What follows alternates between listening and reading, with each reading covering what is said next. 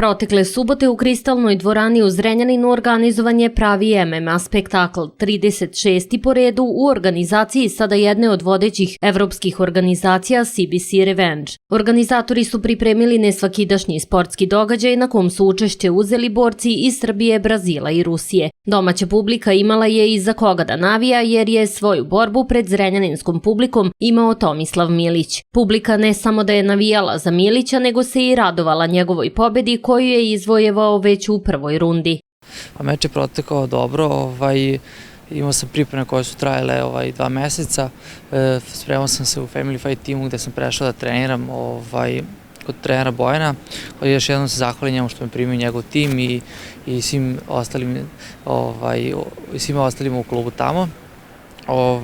Meč se završio u prvoj rundi, tu prvu minutu nokautom, protivnik je hteo da me krene dole pa se vratio, sam ga presrao tim zadnjim direktom i tu je bio kraj meča.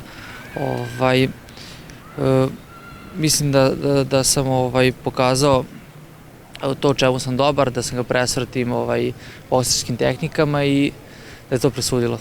A kakav je inače on borac?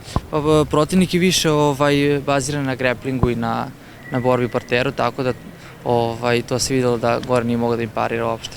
Ove godine dosta je bilo više publike, odnosno na prethodni meč, i vidim da su ljudi dosta više, dosta dobijam više poruka i interesovanje, vidim da uskoro mislim da će se otvoriti ovdje i klub, tako da mislim da će jako biti dosta članova i da će to jako lepo da radi. A šta tebe? Biti novi šampiona.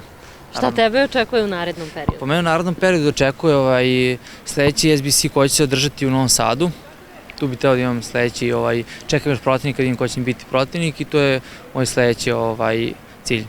Kakva su tvoje očekivanja što se tog meča tiče? Pa naravno idemo kao i uvek ka pobedi, prelazim sad za Novi Sad, tamo ću biti sad da treniram i nadamo se najboljem.